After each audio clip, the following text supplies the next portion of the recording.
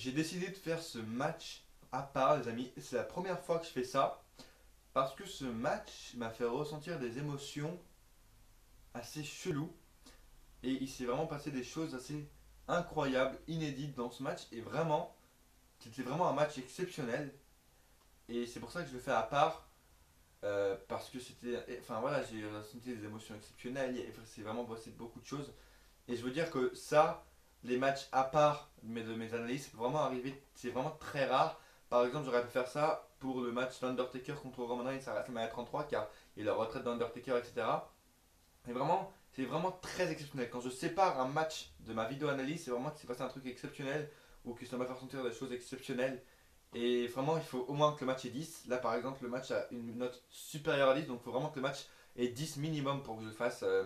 Pour que je le fasse en dehors de ma vidéo analyse. Là, voilà, il y a plus de 10. J'aurais pu faire ça pour le match d'Hardy Boy aussi, qui a reçu un 20 sur 10. Le seul match voilà, de mes analyses qui a reçu un 20 sur 10. Voilà, ce match est le meilleur Hell in a Cell match que j'ai noté depuis que je note les shows, tout simplement. Et puis voilà, c'est vraiment très très rare. J'aurais pu faire ça juste par exemple voilà, pour le match Undertaker Roman Reigns. Vraiment pour des matchs vraiment très exceptionnels, je peux faire ça. Et ce match va me faire sentir des choses exceptionnelles. Il s'est passé des choses exceptionnelles dans ce match. Et vraiment, ils ont fait, ils ont fait aussi un booking incroyable. Vraiment, c'est ça que je voulais souligner aussi. Ils vont vraiment, ils peuvent faire des choses de merde comme ils ont fait dans le show. Et ils peuvent faire aussi des choses incroyables pour ce match. Voilà. Et donc, je fais la vidéo séparément. Donc, la note sera quand même comptée dans le show, évidemment. J'ai toujours pas tourné la vidéo analyse, mais voilà, je la tourne séparément parce qu'il s'est vraiment passé des choses exceptionnelles. Donc évidemment, je parle du Kevin Owens contre Shane McMahon dans le Hell in a Cell main event. Déjà, on va juste commencer par le temps en fait. Je me dis, il y a 3h30 de show, déjà il y a eu 30 minutes de plus, il y a 3h30 de show, et là, il commence à faire le rentrée à 2h40. Enfin, 2h, ouais, 2h40 de show, le show se finit à 3h30, je me suis dit, oh putain, il va vraiment se passer des choses exceptionnelles, le match va être très très long. Effectivement, 39 minutes de pure violence et de pur bonheur, tout simplement. C'était incroyable. Comme j'ai dit, ils ont vraiment fait un booking exceptionnel. J'y reviendrai vraiment euh, à la fin pour. Enfin, la VV pour faire vraiment des choses de merde et exceptionnelles. Il y a vraiment beaucoup de violence. Vous savez que j'aime bien les matchs où il y a de la violence. Là, on a été servi. Même si pour moi, le point négatif, c'est vraiment. Voilà, le point négatif du match, c'est vraiment au début, c'était lent en fait. Quand ils étaient dans le ring et dans la cage, je dis pas, c'était vraiment très. On sentait la haine, Kevin Owens qui grattait, enfin qui explosait chez Nomad contre la cage, etc. Et tout, c'était vraiment. On sentait la haine, mais c'était un peu trop lent, je trouve, dans le ring ou quoi. On pourra évidemment noter les OMG moments. Le saut tout simplement du haut de la cage de Shane O'Mac qui a encore été raté, on y reviendra plus tard évidemment pour vous savez quoi. Kevin Owens qui tombe du haut de 3 mètres sur une table des commentateurs aussi, c'était incroyable. Ils se battent, je crois que c'est depuis. Je crois vraiment que c'est depuis le match de Dean Ambrose contre Seth Rollins à Hell in a Cell 2014 qu'on n'a pas vu des lutteurs se battre en haut de la cage. Et là, c'est vraiment arrivé. Je voulais vraiment que ça arrive. Et c'est arrivé. Ils sont battus de haut de la cage. Shane O'Mac, à 47 ans, il a accepté de se prendre une power bomb sur la cage. Genre, déjà la cage aurait pu lâcher, et puis même sur de l'acier, le mec a 47 piges, il a accepté de se prendre un putain de powerbomb, et il a accepté de faire un saut de 6 mètres et de se rater. Il a accepté de se rater, de sauter de 6 mètres et de se rater sur la table. Le mec, je sais pas si c'est du fake ou si c'est une storyline ou pas, apparemment il a un traumatisme du cou, il a des côtes pétées. Vraiment, bravo, respect à lui. Respect à lui. Il a à 47 ans, le mec arrive à faire des shooting star press, des shooting freaking star press dans le ring à 47 ans. Énorme, énormissime. C'est pour ça que dès qu'il y a un match de Shane, le match il est énormissime. Il fait des trucs, même des lutteurs qui sont moins âgés que lui, ils pourraient pas faire ça. J'ai bien aimé aussi Kevin Owens qui était vraiment psychopathe hésitant. Quand il est monté en haut de la cage et que Shane O'Mac était en bas sur une table, il s'est dit putain, est-ce que je shoot ou pas? Est-ce que je shoot? Et il l'a pas fait en fin de compte, mais il se laisse lancer épinant. Et il se rendait compte des choses horribles qu'il faisait dans le match. Il s'en rendait compte, mais voilà, il est psychopathe, il s'en rendait compte, mais il ne voulait pas s'arrêter. Et ça, c'est vraiment de Kevin Owens que j'aime en mode psychopathe. Le mec fait, mais il réfléchit après. Je mets un point de vue parce qu'ils sont allés partout, ils sont allés à l'intérieur, à l'extérieur, dans le ring, ils sont même allés en haut de la cage, ce qui est très rare. Et j'adore quand ils vont de la cage. Vraiment, putain, les powerbombs, les souplexes sur les cages. J'ai vraiment cru qu'une allait lâcher, comme pour le match Mankind contre Triple H. J'ai vraiment cru qu'une allait lâcher, mais non. Le coast to coast, évidemment, avec la poubelle de Shane O'Mac, encore une fois incroyable. Le mec qui fait des trucs comme ça. Il y a vraiment très peu de lutteurs qui peuvent faire ça et le mec qui arrive, bravo, quoi, tout simplement. Respect à lui, respect à Shane O'Mac. Il y a eu de la hype évidemment incroyable, même si je trouvais que le public était des fois mort, comme pour. Enfin, il y a des matchs où vraiment le public était vraiment KO, même pour le main event, des fois, il passait rien en fait, le public était vraiment mort. Pour le match aussi des New Day contre les Usos, le public des fois aussi était mort. Enfin, c'était bizarre, le public était assez chelou dans ce match, dans ce show, tout simplement. Utilisation de tous les objets aussi, c'est vraiment ça ce que j'ai noté. La table aussi au Kevin s'est explosé contre la table. Et puis, voilà, les deux points que je veux aborder, c'est le booking. Déjà, on va d'abord aborder le booking. Énorme. Enfin, je veux dire, ils nous font un Bobby Roode contre Ziggler, où, je vous le dis, hein, je vous utilise déjà l'analyse.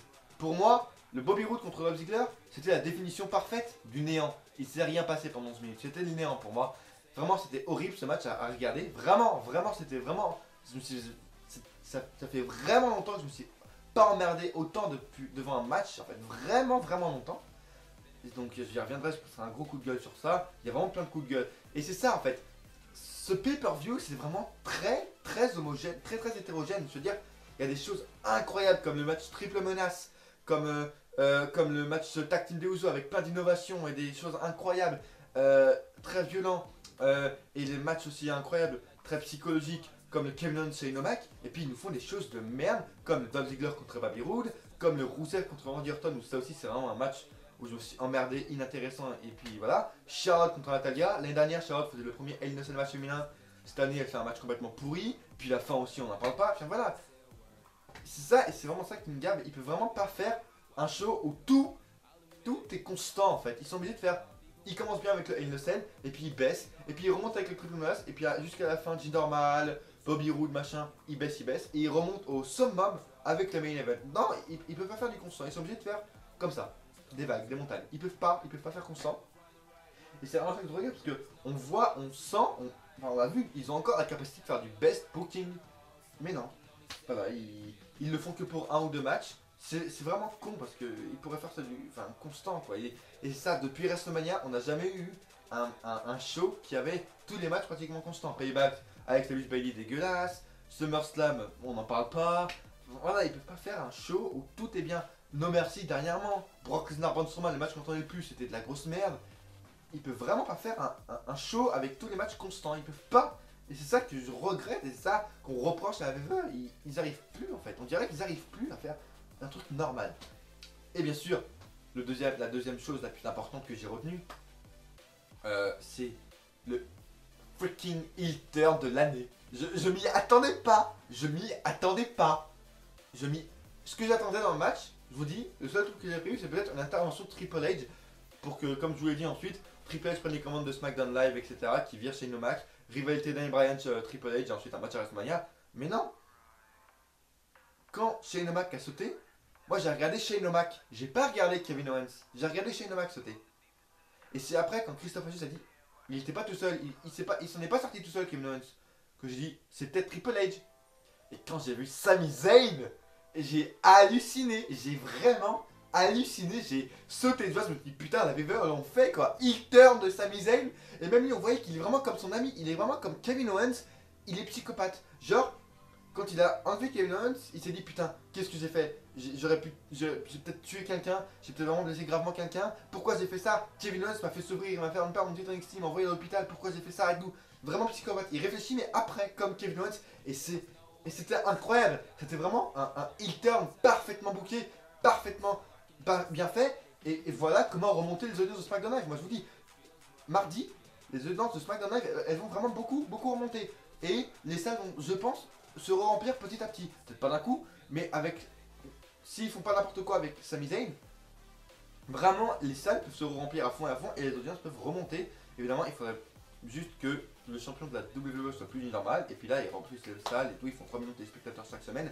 Voilà, mais ça c'est un truc incroyable et on sent voilà, qu'ils ont encore la capacité de faire des best bookings. Et puis pour moi c'est un des heel turns de l'année, enfin c'est même le heel turn de l'année, mais c'est un des heel turns pour moi, un des meilleurs heel turns depuis des années pour moi, vraiment. Et c'était incroyable, Sami Zayn, j'ai vraiment envie de voir ce qu'ils vont faire avec.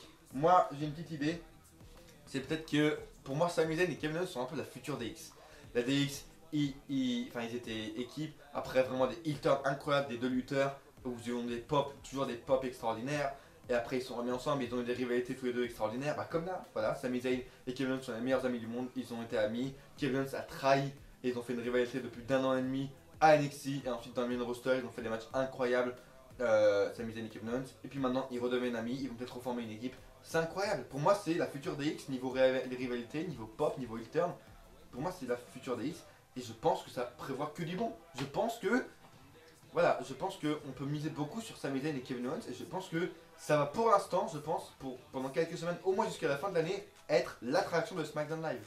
Peut-être même jusqu'à WrestleMania, ça va être sûrement l'attraction de SmackDown Live. Évidemment, ça prévoit sûrement un match Shane O'Mac, enfin équipe Shane O'Mac contre équipe Kevin Owens, avec dedans Sami Zayn. Mais j'ai vraiment envie de voir comment ils vont faire avec Sami Zayn. J'espère vraiment qu'ils vont pas faire de la merde.